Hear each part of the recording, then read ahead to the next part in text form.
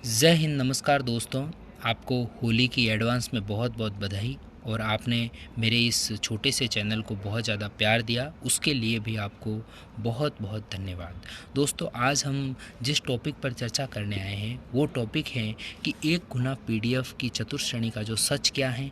और दूसरी मैं बात करूंगा कि हमारे पुलिस ट्रेनिंग स्कूल भरतपुर के अंदर हम जैसे पाली ज़िला से, जैसे डीडवाना कुचामन से हो गया, जैसे भिलवाड़ा से, और जैसे सीआईडी आईबी से, और जैसे अनुकंपा के जो तौर पर आते हैं, वो सभी जो पुलिस वाले हमारे यहाँ पर 280 जने ट्रेनिंग कर रहे हैं। उन 280 जनों में से कितनों ने स्क्रूटनी फॉर्म भरा है, और पुलिस की नौकरी जो छोड़ना चाह रहे हैं उनके क्या मोटा मोटा रीज़न है, और कितने जने यहाँ पर छोड़ रहे हैं, उन सभी टॉपिक पर मैं चर्चा करूँगा। तो सबसे पहले मैं आपके सामने चर्चा करूंगा कि हमारे पुलिस ट्रेनिंग स्कूल जो हमारी भरतपुर हैं उसमें 280 जनों में से कितनों ने स्क्रूटनी फॉर्म भरा है। तो 280 जनों में से लमसम 170-80 की बहुत अच्छी रैंक है, लेकिन फिर भी उन्होंने स्क्रूटनी फॉर्म नहीं भरा है, और मैंने स्वयं ने अभी स्क्रूटनी फॉर्म नहीं भरा है। उसका कारण है कि मुझे होम डिस्ट्रिक्ट में ही पाली मेरा होम डिस्ट्रिक्ट है, और वहीं पर मैंने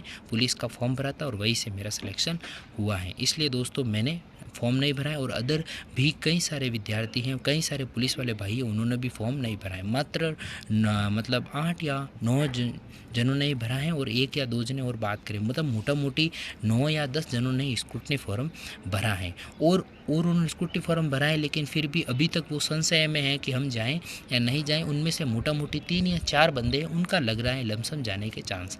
और वो पुलिस की नौकरी छोड़कर 4th ग्रेड में क्यों जा रहे हैं, उसके 2 रीज़न हैं। एक तो वो विद्यार्थी जा रहा है जिसको आगे बहुत बड़ी तैयारी करनी है, उसको लग रहा है पुलिस की जॉब के अंदर उसे टाइम नहीं मिल पाएगा, और हकीकत है पुलिस में इतना टाइम हमें नहीं मिल पाता है। इसलिए वो छोड़कर चतुर्श्रेणी में जा रहे हैं ताकि आगे अपनी फर्स्ट ग्रेड की या फिर सेकंड ग्रेड की कोई भी अच्छी तैयारी कर सके। और दूसरा, पुलिस की जॉब को छोड़ने का जो मोटा मोटी 3 या 4 लोगों का रीज़न है वो है होम डिस्ट्रिक्ट नहीं मिल पाना। जैसे कोई पाली का है, वो अलवर भरतपुर से आकर पाली में ज्वाइन कर रहा है, तो उसकी होम डिस्ट्रिक्ट से जो दूरी है वो बहुत ज़्यादा है, 300-400 किलोमीटर। तो वो उसका एक कारण ये भी है कि भाई वो अपने होम डिस्ट्रिक्ट में जाना चाहते हैं। तो मोटा मोटी हमारे यहाँ से हमें लग रहा है जब तक 4 या 5 ही ऐसे हैं जो मतलब चतुर्श्रेणी को ज्वाइन करने के इच्छुक लग रहे हैं। ठीक है, तो उन्होंने स्क्रूटनी फॉर्म भरा है। लेकिन आप ये भी तो आप एक बार ये सोचिए कि जो 170 या 80 जने यहाँ ज्वाइन नहीं कर रहे हैं, मैं मोटा मोटी खाली 270 या 80 का आंकड़ा बता रहा। उस प्रकार से आप 10,000 इस पुलिस की भर्ती को देखोगे तो उसके अंदर कम से कम 6-7 हज़ार विद्यार्थी या फिर 5,000 तो इवन होंगे ही होंगे जिनकी बहुत अच्छी रैंक है, और वो एक बार के लिए ज्वाइन नहीं कर रहे हैं। दूसरी हम बात करते हैं कि भाई पटवारी के अंदर जो सिलेक्टेड हो रहे हैं, आप सोचिए पटवारी में कितना अच्छा कंपटीशन होता है। तो पटवारी वाले जो स्टूडेंट हैं वो भी चतुर्थ श्रेणी को ज्वाइन नहीं करें, क्योंकि उनको ज्वाइनिंग मिल चुकी है, और वहाँ से तो कोई छोड़ने के आसार है ही नहीं। पुलिस में तो और भी अपन सोच सकते हैं कि 10-15 विद्यार्थी छोड़ सकते हैं, थोड़ी सी जॉब टफ होने के कारण, टाइम नहीं मिलने का, लेकिन पटावारी के कोई नहीं छोड़ रहा है। फिर ग्राम विकास अधिकारी के भी है। अब जो रीट की जो भर्ती हुई है उसके अंदर भी सिलेक्टेड होंगे, और मैं भगवान से यही दुआ करता हूँ कि जो अपनी जो सरकारी जॉब के अंदर 1 साल के अंदर छोड़ने पर जो वेटिंग आएगी वो भी नियम सरकार जल्द से जल्द इसको अप्लीमेंट कर दे,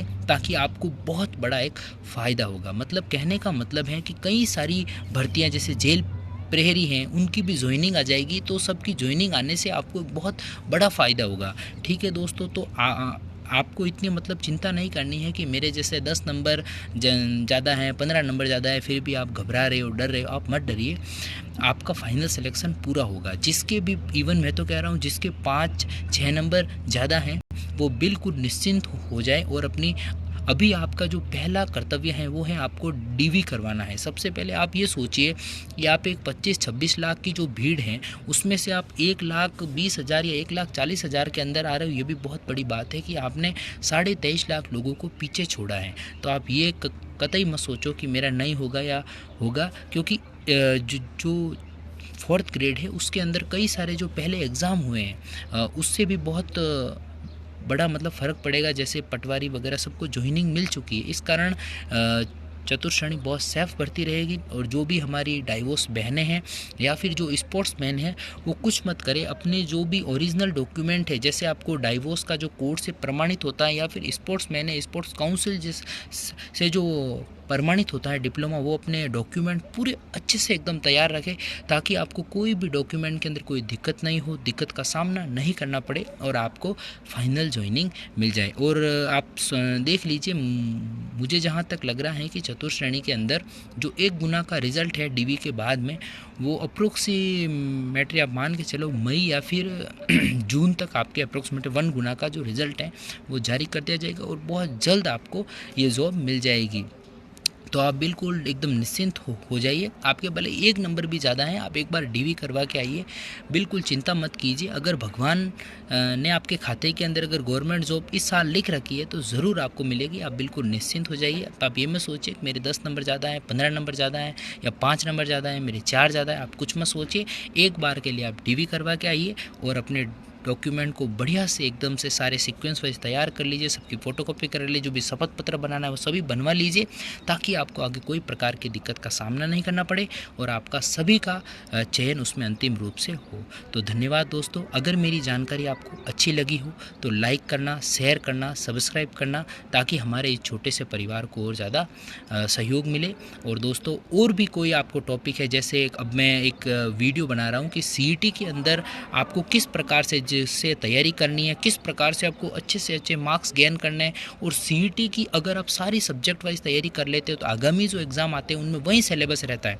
तो आपको कौन कौन सी बुक्स पढ़नी है उससे संबंधित मैं एक वीडियो लाऊंगा जिससे आपको सहयोग मिल सके। तो धन्यवाद दोस्तों, जय हिंद।